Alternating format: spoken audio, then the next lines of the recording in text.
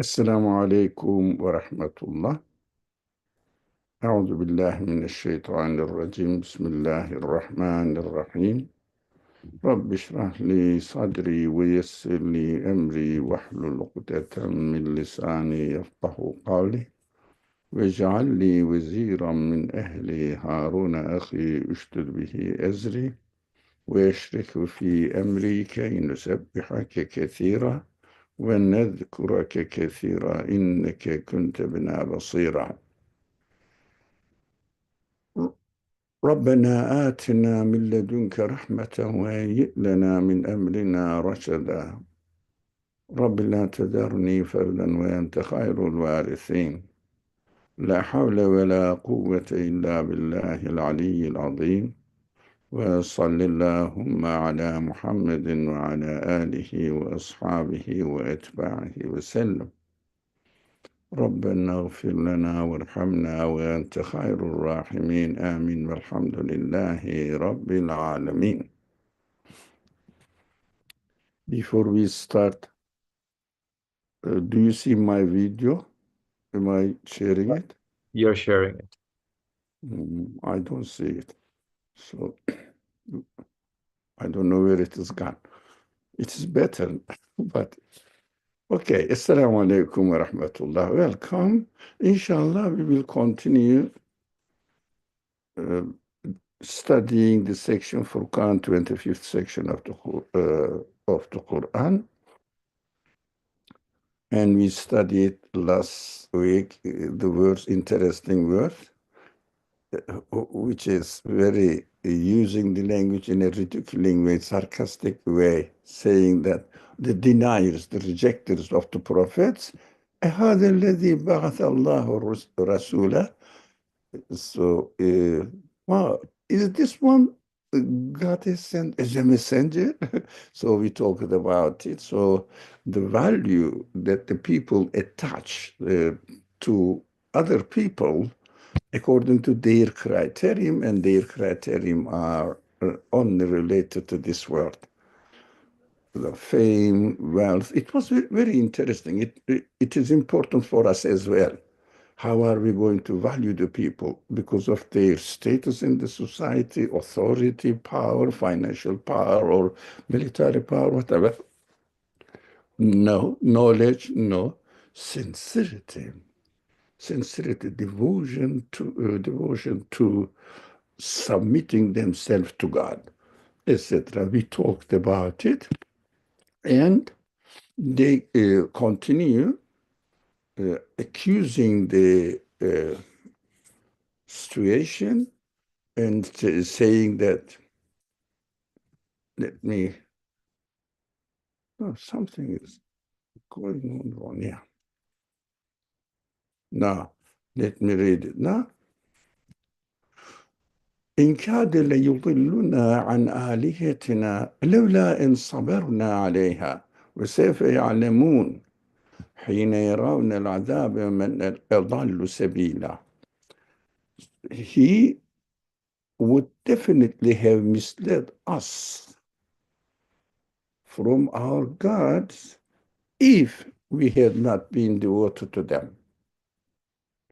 Soon they will know, when they see the punishment, who it is that is most astray from the path.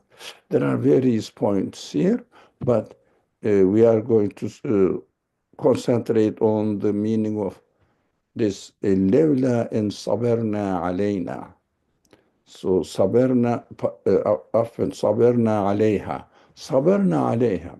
Now, which means if we had not been devoted to them, to their gods, it means to their belief.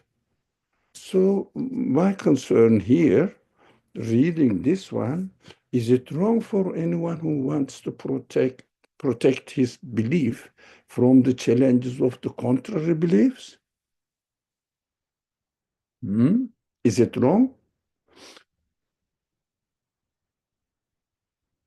So, for example, having the Muslim community in one neighborhood or different groups, but you keep yourself within the neighborhood. Maybe a way of protecting the child, the children, new generation, maybe a way. So, uh, but fundamentally, uh, I would say depends.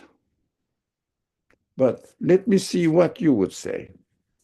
Is it wrong for anyone who wants to protect his belief from the challenges of the contrary beliefs? But I would have to make sense of what their contrary belief is first, basically. What are they saying, right? The content of their belief. Yeah, a follow-up question. Okay. Contrary beliefs are many. How are we going to manage with all of them? Are we going to investigate them?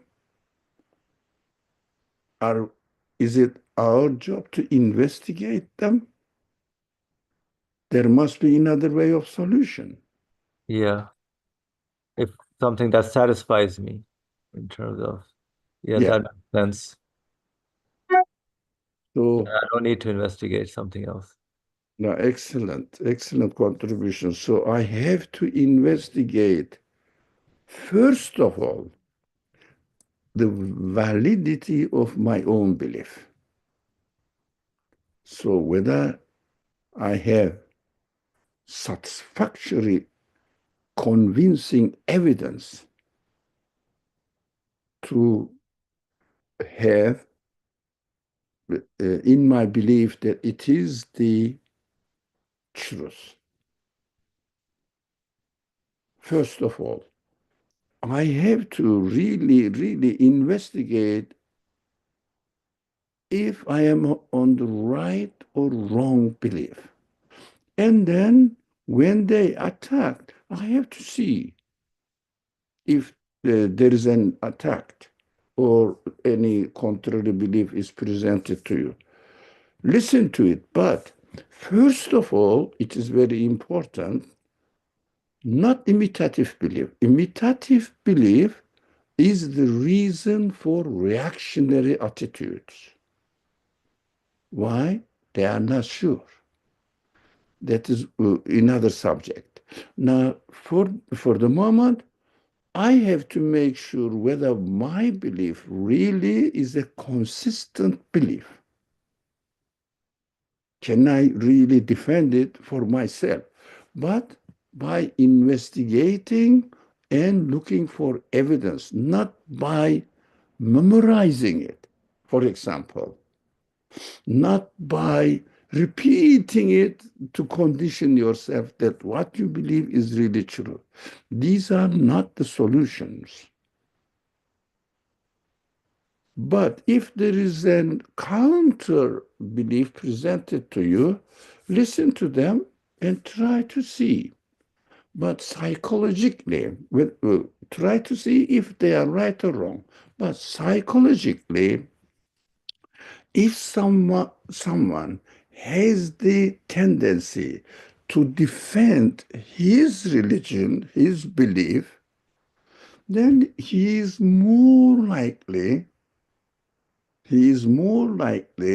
to look for evidence in order to support his belief and try to be blind to opposite understandings or the negative side of the evidence.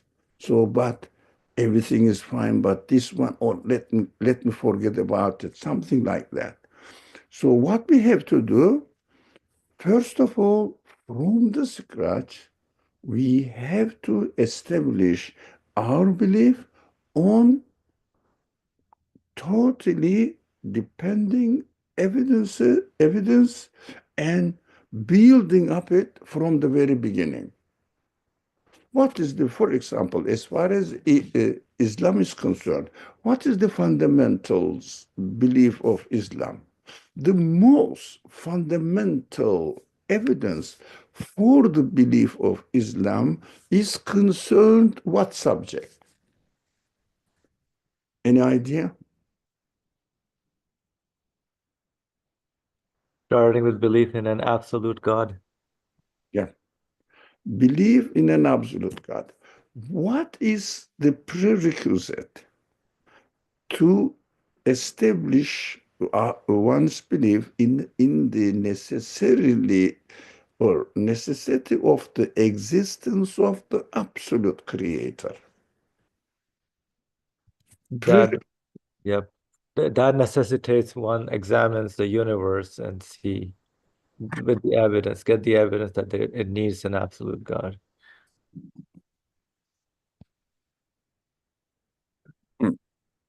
It needs an absolute God. Go back to the Quranic fundamental principle. Make it clear. Fundamental principle in the Anything in the universe has any quality to give existence to itself or possesses any of those qualities to create anything and goes through negation basically. Does it have any? So la ilaha. so do they have any quality to give existence to themselves?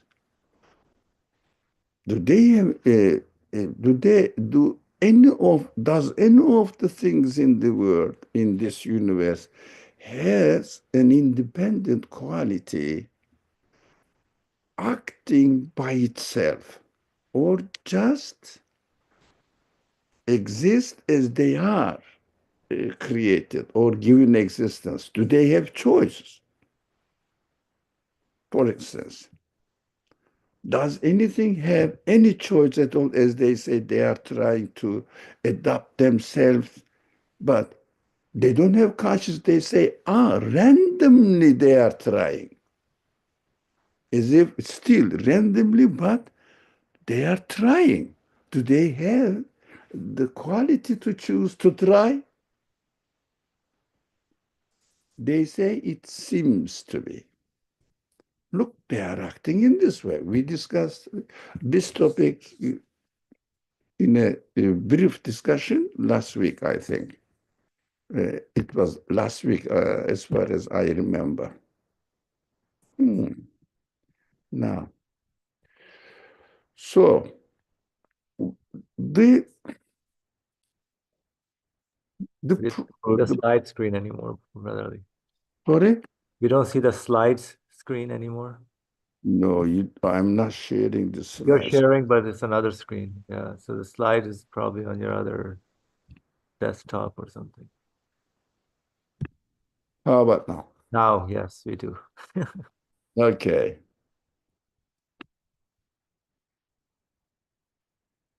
All right. Now, let me take this one out. Now it appeared now. I don't know where it came from. Uh, Now, how about physical defense? I am sure none of the people can say that I can defend my belief by using, for example, political power, financial power, of course, military power, or taking physical protections. Can we really make sure that we will preserve our belief by using one of these or all or more than one of these means? Physical arrangement of my belief.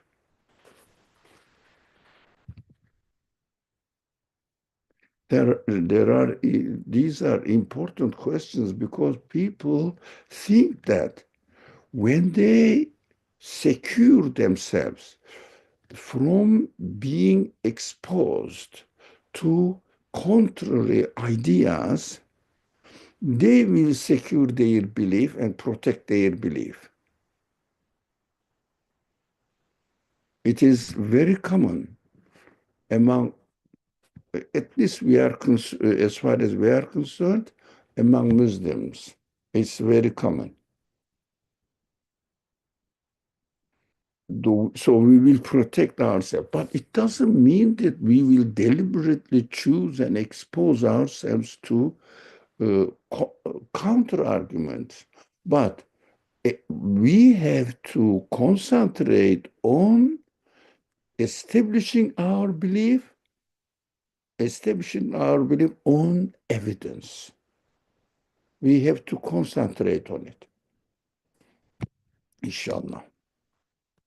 So we understand physical power is not the solution, but physical protection ourselves from exposing ourselves to counter ideas. But we understand and just accept that it is justifiable to protect our new generation from being exposed to contrary ideas or contrary moral values. That needs to be protected because they are innocent, they don't know, but at the same time they need to be supported with about their belief with evidence. That is what I understood. How do you feel about it? Yeah, You, that makes sense in terms of with evidence, but you said that the Muslim majority, they don't base their belief on evidence. they may not. It seems to be they just defend themselves usually about their belief, taking it for granted that it is truth. But every follower of the religion claim the same thing. So at least Islam or Qur'an fundamentally teaches us that we have to have the evidence to convince our first minds and then our feelings. That's what we understand generally from the teachings of the Quran. But children are different. I was never given evidence when I was a child growing up. Yeah. From one side, we should protect our generation. I'm just summarizing what we have talked about so far. New generation, protect our new generation from being exposed to especially morally, ethically wrong sceneries, videos, movies. Of course, they are innocent, they don't know, and ideas as well. But at the same time, we have to provide them with evidence about our belief. This is lacking in Muslim community. The new generations are usually taught about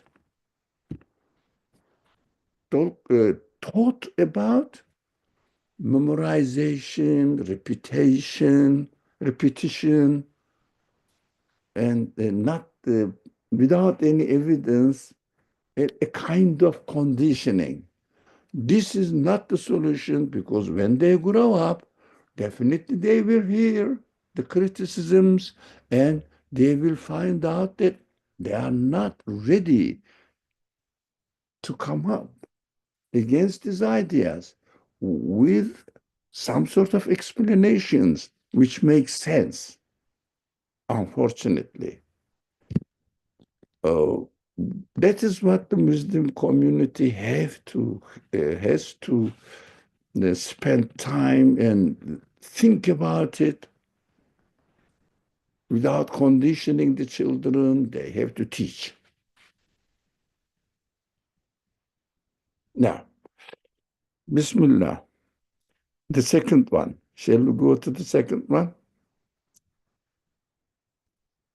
Do we have more concern about it? Question, concern? Okay. Do those who have evidence for their beliefs really get annoyed about any conflicting idea presented to them? Well, they should not. If they're already They have Yeah. evidence, yeah. For example, if someone comes to you and tries to present you another idea, and do you really get annoyed or kindly listen and mm, don't engage in conflict? Thank you very much. I'll think about it. But listen first. Of course, as you listen, they will tell you something and keep it, think about it. If it makes sense, follow it. But if you are convinced about the teaching of the Quran, particularly, nothing else to me, nothing else. Only teaching of the Quran uh, is very solid. Why? The Quran says, first of all, use your reason on many occasions. That's one. Second, Quran gives all sorts of evidence, first from the creation, second from human qualities, human feelings, qualities, intellect, consciousness, and all other qualities, and then says, here you are. If you are not satisfied, don't believe in me. But if you are satisfied, be honest and accept it. So don't say that, yeah, it makes sense that, but I don't want to submit my existence to the creator, to a creator. No, that is your choice, though you are free to choose, but at the same time, you will suffer for it. That's what uh, the Quran says, the verses we are studying. We say, فَيَعْلَمُونَ حِينَ يَرَوْنَ الْعَذَابَ مَنْ أَضَلُّ سَبِيلًا. Soon they will know when they see the punishment, who it is that it is most astray from the path. They will see. It means they will. This kind of verses must be understood uh, appropriately. For soon they will see does not mean that only in the hereafter. For example, the verse there are several times repeated in the Quran for those people who deny the reality. It means don't believe in the Creator. The, God has provided for them the chains. They will be really on their head, on their neck, so they will be thrown into the fire. Or we say, in the hereafter. No, the burden of denial, starting from this world, psychologically experienced, and in the hereafter, physical and therefore psychologically experienced. For example,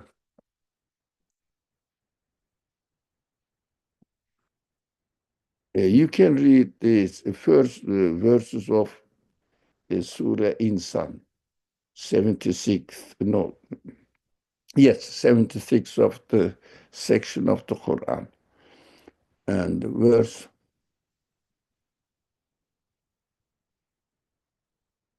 3 or 4, هل أتى على الإنسان حين من الدهر لم يكن شيئا مذكورا وهديناه إما شاكرا وإما كفورا إنا أعتدنا للكافرين سلاسل وأغلالا وسعيرا. We have prepared أغلال and something's on their collar here. In olden days, they used to put on the neck of the slaves. So here and chain. So it means that figuratively speaking and teaching that on your neck you will carry the burden of meaninglessness, disbelieving God, purposelessness, and waiting to be executed and fall into non-existence. All these kind of feelings you will carry with them psychologically in this world, physically in the hereafter. Here also, they will know when they see the punishment who it is that it is most astray from the path. They will start experiencing it here in this world. Now, so let me see. The opposite is true. People who lack evidence get annoyed or even angry or being in personal attack. Yeah. Begin in personal attack. Asım inna a'tadna lil kafirin selasila ve aghlala ve sa'ira. Now, this is from another verse, I think. No, the same. Asım, we have prepared chains from iron color and blazing fire, chains, iron color, and blazing blazing fire for the disbelievers.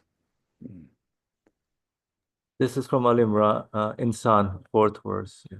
Yeah, fourth word, yeah. That is what I was referring to. But there are others as well. There are others. This is what came to my mind right now. So the solution is easy. Oh, so this one should go. No. The solution is easy. Get ready by looking for evidence for your belief. If it makes sense, keep it. If it doesn't make sense, look, carry on searching, and if you cannot really confirm it, don't fall into blind belief, imitation. Follow your way. So we understood that. Now we read the third one. سَوْفَ يَعْلَمُونَ. The Quran invites. It means they will soon know. The Quran invites them to examine themselves if they deserve the punishment in this world as well as in the hereafter. How do we understand this? Why? But the Quran invites them, but the language of the Quran is threatening rather than invitation. Do you see that? Soon they will know when they see the punishment who it is that it is most astray from the path. It means giving the news of course, their result of their attitude or their obstinacy in denying the truth or rejecting the prophetic message. The language of the Quran sounds threatening, but I said the Quran invites them to examine themselves if they deserve the punishment in this world as well as in the hereafter. This is the way to read the Quran. Unfortunately, we are not really educated in this way. When the Quran says they will know, they will see the punishment, who it is that is most astray from the path, it is an invitation for the people. Look, be careful about your choice. The result of it is really unbearable. Yeah? Punishment. So it is an invitation for to the people to check themselves again and again. This is an invitation not to threaten the people. Unfortunately, it's not fashion to read the Quran in this way. Quran is furious. No.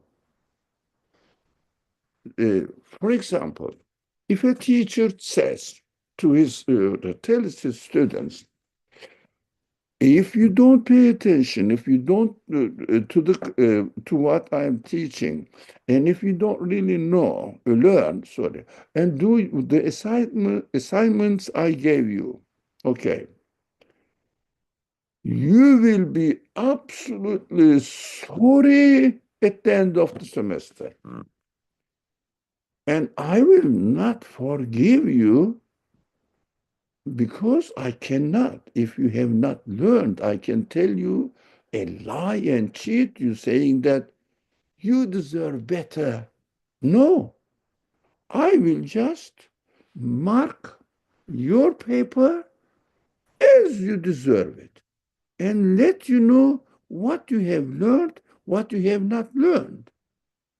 So this is an invitation to study, to take the lessons, the professor's teaching seriously and do the assignments rather than threatening the people, warning them for the consequences of the result of consequences of their choice if they didn't believe in it.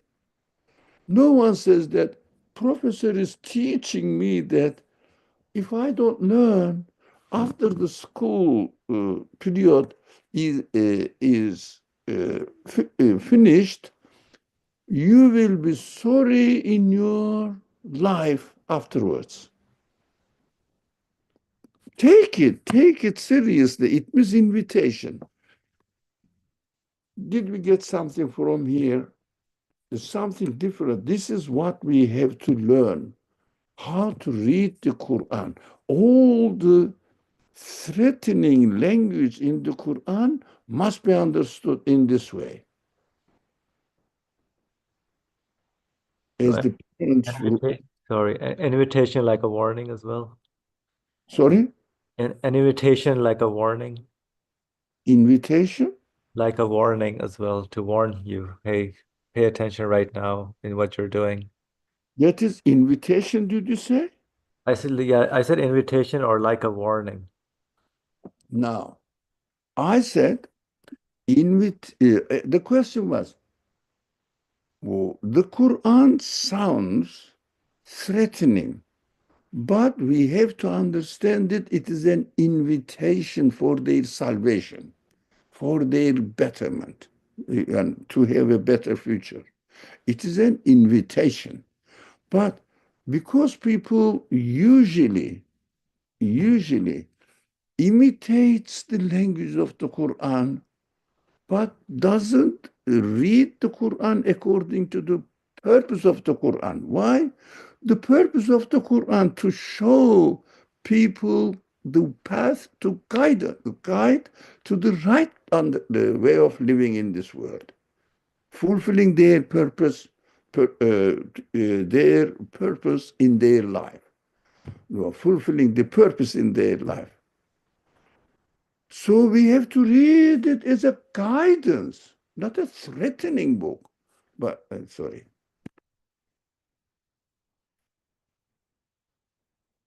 Uh, no, not a threatening book. It is a guidance. If in the guidance, for example, you see the syllables, yeah, the teacher says those who don't attend the classes, they will their mark will be reduced, for example, 40%. So how much they study, if they are fully successful, they will get only 60% of the mark, or their how is it called? 60% of the grade. But it sounds you will lose 40% if they don't accept it, if they don't attend the class regularly.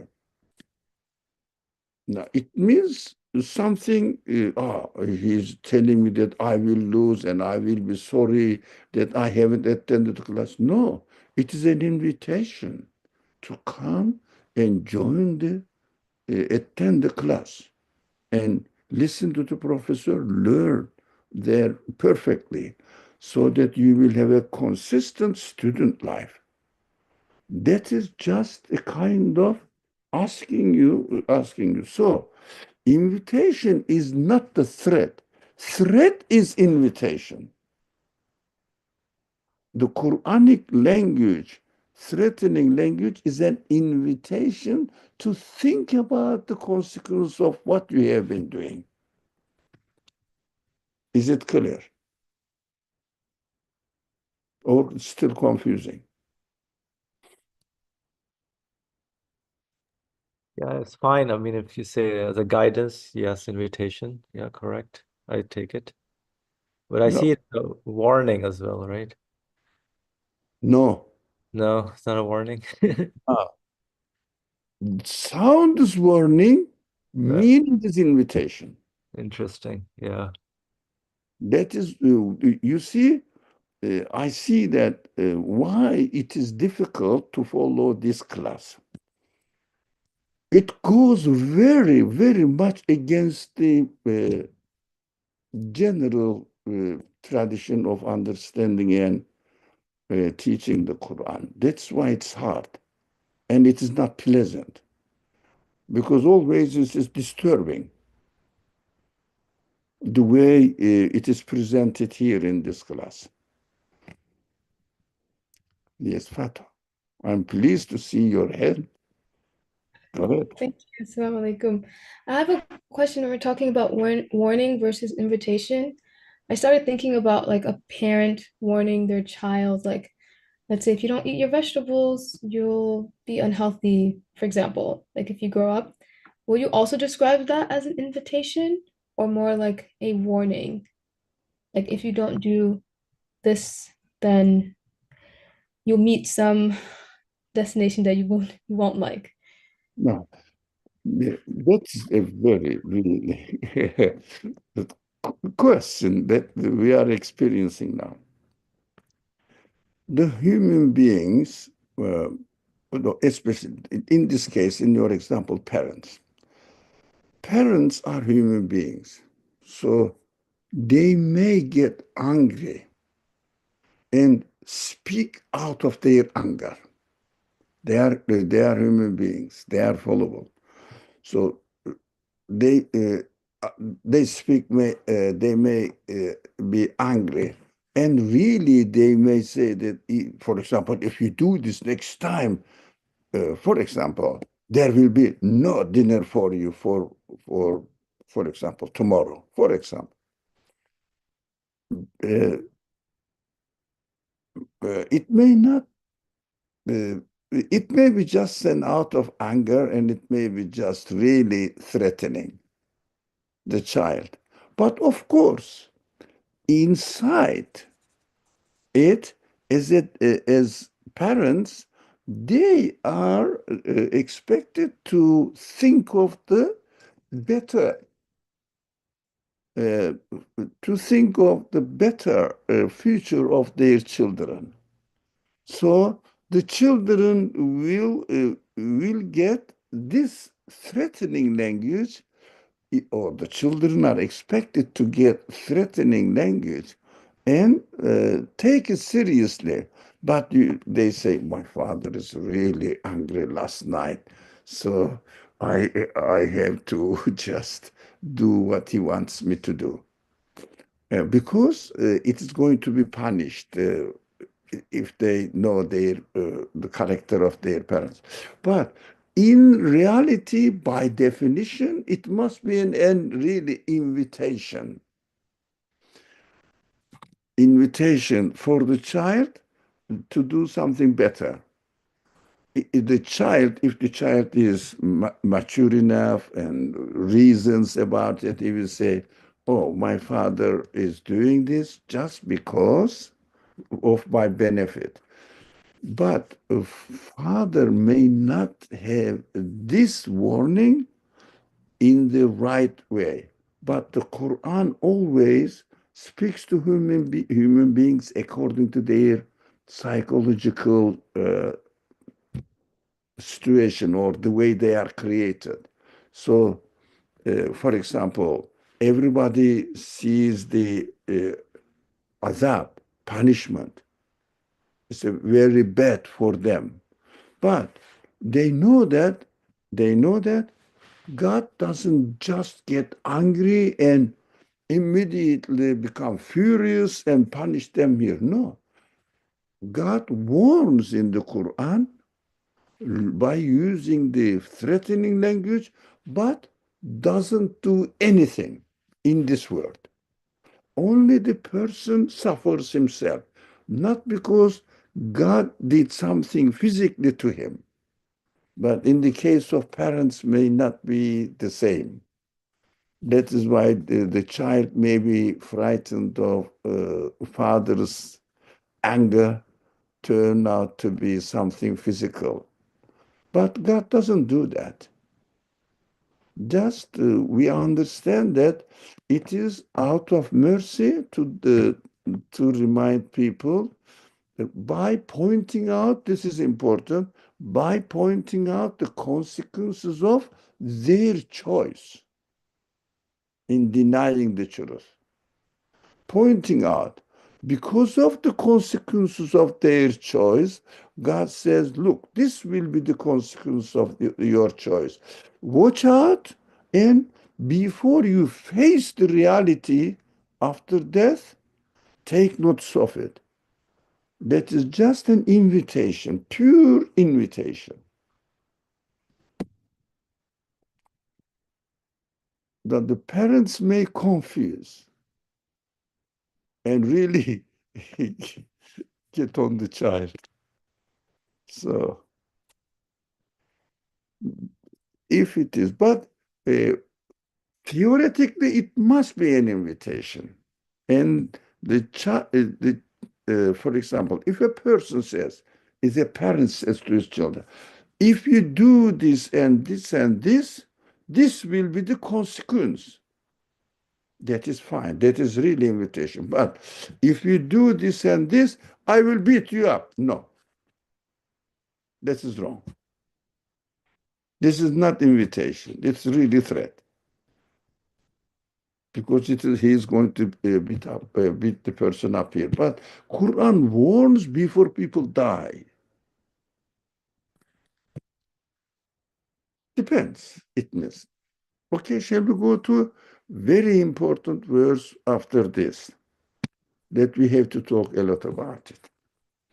Now, Bismillah ar-Rahman ar-Rahim. This is a very important method that the Quran uses, and we may miss it out. Bismillah. أرأيت من اتخذ إلهه هواه أفأنت تكون عليهم وكيلا. Now, look at this. The previous verse followed with this one. Previous verse sounds really threatening. But as we said, this is an invitation to be to take care of or to consider the consequence of your choices. That this is the consequence. You will see. Now, have you considered the one who makes his caprices his God? Why did you change the subject? Human beings ask. I ask. Have you considered the one who makes his caprice his God? What is it to do with caprice? Could you then be held responsible for him? What's it to do with the first one? There is a very important matter in the Quran that we have to be aware of it. This is the method of the Quran. The method of the Quran talks about something, and as a result, suddenly it says in the Quran, totally, seemingly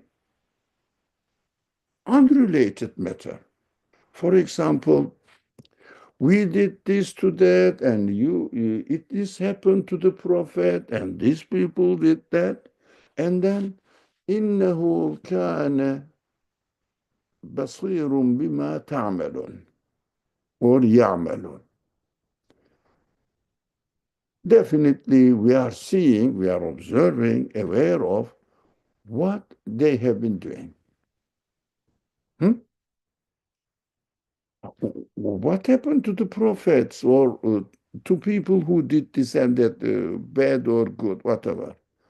These are called technically, don't worry about the word, but if uh, you hear something like that, this is called zeal.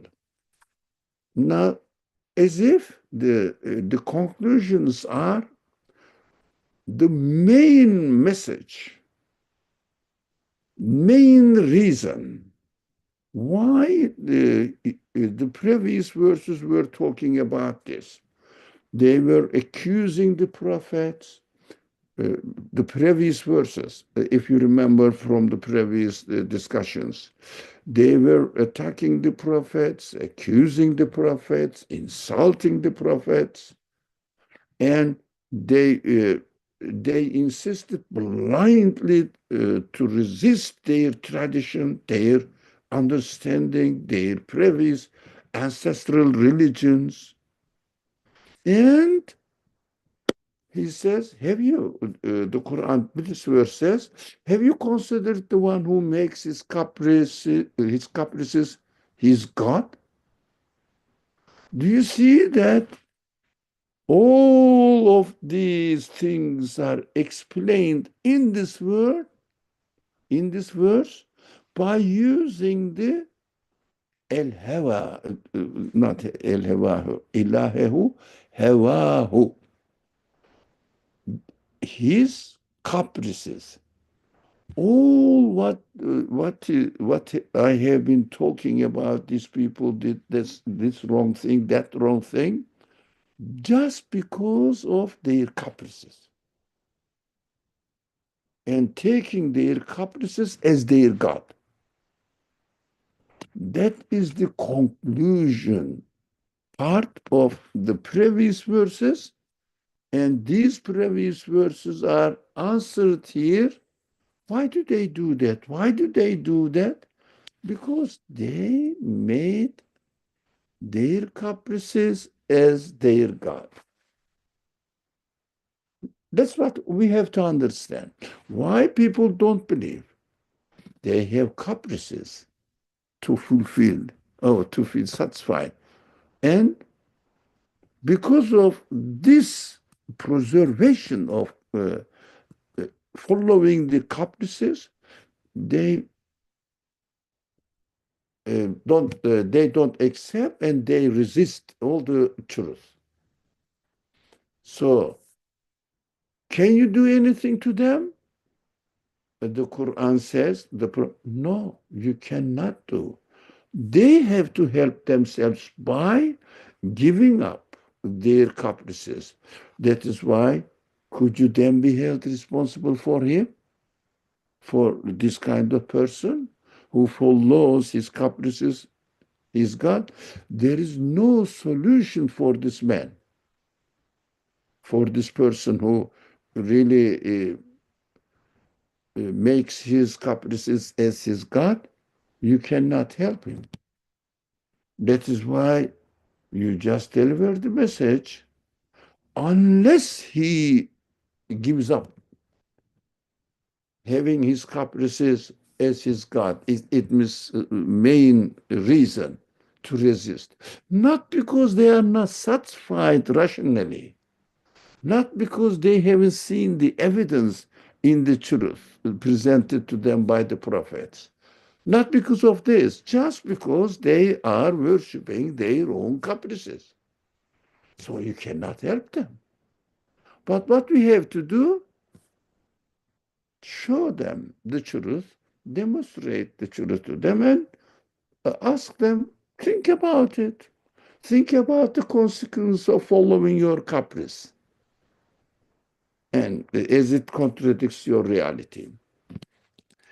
This way of speech in the Quran, if someone is not careful, always missed out. We are trying to understand why people don't accept this, whether they have really some truth that they trust in their belief, because their belief is really true. No. But the caprices have many appearance aspects. For example, personal dignity, national dignity, cultural superiority, feeling, power-wise superiority. All these kind of things are different shades of human caprices. So if I say, I don't want to give up myself to a creator. So when I have something, I will say this. How would I say? I worked hard. How would I say that this property or financial power is just a gift from my creator? How would I? I have worked for it. So since I have the power, why should I use it? I have the power. So when the Quran speaks to them, the power you have is given to you in order to teach you that how much you have been given by your creator. So that much you have to be thankful to your creator rather than be proud of it, because God doesn't have to give you this, doesn't have to give you the means to have whatever you have, the knowledge, power, financial capacity, social status, your success in, for example, scientific research. All of them are given to you by your creator. You ask, he gave you, but you have to be thankful because you worked for it. Your work is that asking, create the result for me, and all the tools you used, your brain, your memory, your learning capacity, they are all given to you by God. And what are you learning from? From the creation. And the way the things are created is a gift from your creator, that it makes sense. It is useful. There are many useful things are hidden in the way that the universe is created for you. These are all blessings from your creator. Be thankful rather than being proud of it and saying that these are my gains. The Quran gives examples, very clear examples about it. I worked for it. But because of my labor, because of my knowledge, وما أوتيته من علمي or من العلم. No, no. It is given to me by my because of my knowledge. It means I have gained through my knowledge. But you found it in the already existing order of the creation. What are you talking about? And you found it with the intelligence you are created with. You didn't create your intelligence. You didn't create your memory.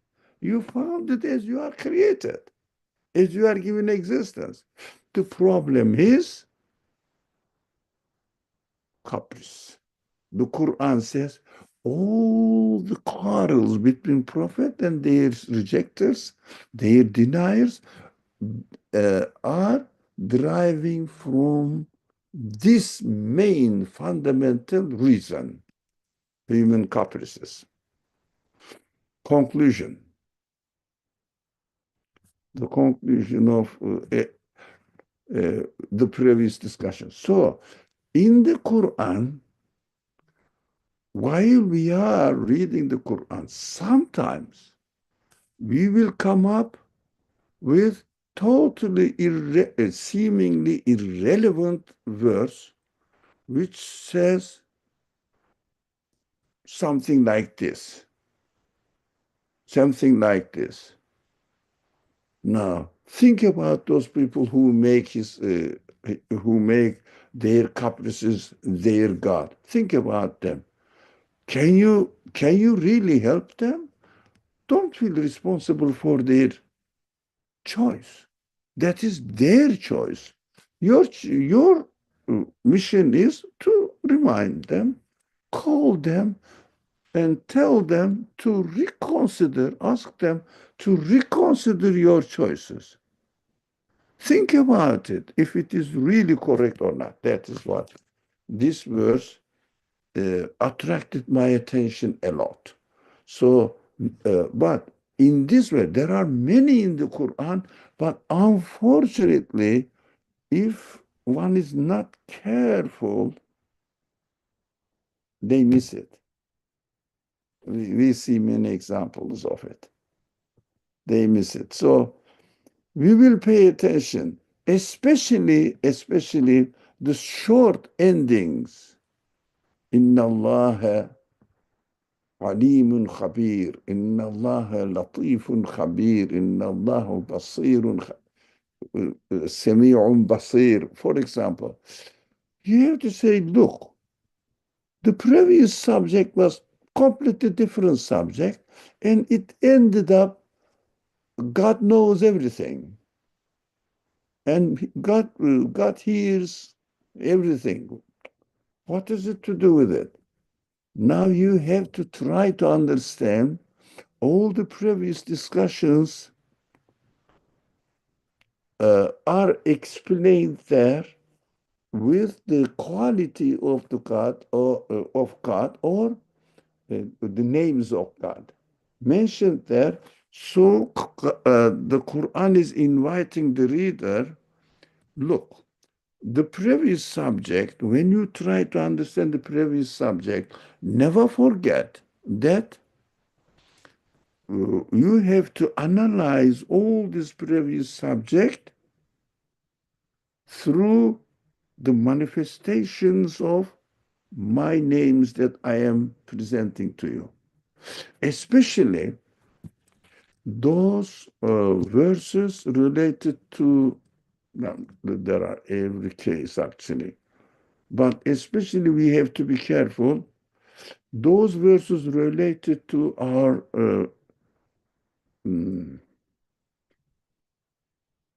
how do you say, canonical matters in Islam, law side of it, jurisprudential matters. This is the technical word. The Sharia laws.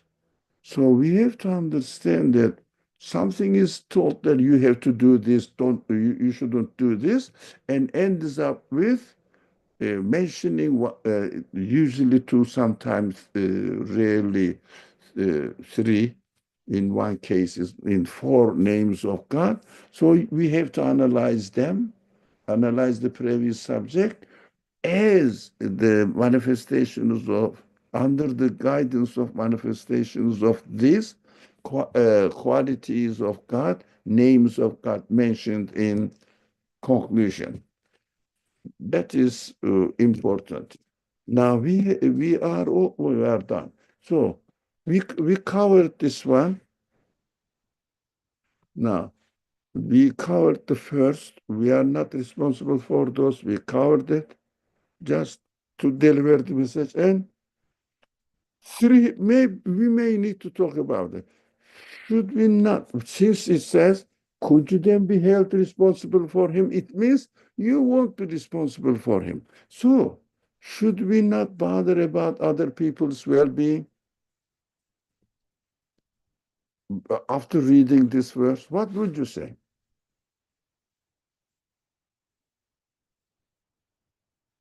If they listen, yeah, we should help them. Yeah. If they listen, Yes. knowing that your mission, your responsibility is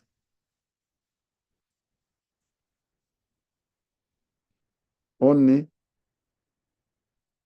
come on, your mission is only to, Deliver the message. so simple, kindly, humanly, with reasoning, not missionary way, not missionary way, With evidence. evidence, yeah, with evidence. Don't cheat people. by giving them lots of physical things, then no. But the Prophet was, there are exceptional cases in exceptional. Those people need sometimes just a little bit pushing, a little bit. Come on, like that. Be brave. Leave this ancestral religion. Just be reasonable. Look at the evidence. They may need a bit, but it doesn't mean that we should use force and any kind of physical means to encourage people to find out the truth or to confirm the truth. But we have to deliver the message not in a just saying that it is done. We believe in one God. So why don't you believe it? This is not the message, delivering the message. So we have to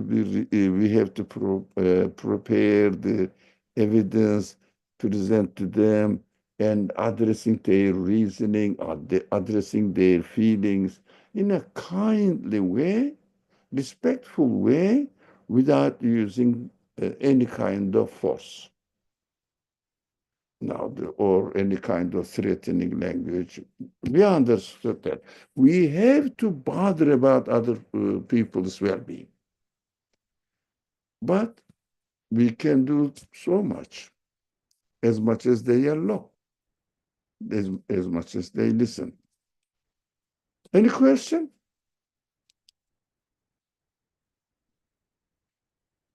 Inshallah, this following the caprice or having the caprice as their God is the reason for all the problems mentioned so far in the previous verses.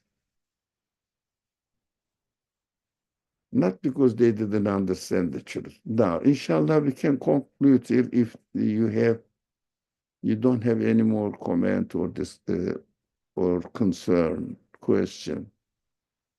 Right. Bismillahirrahmanirrahim.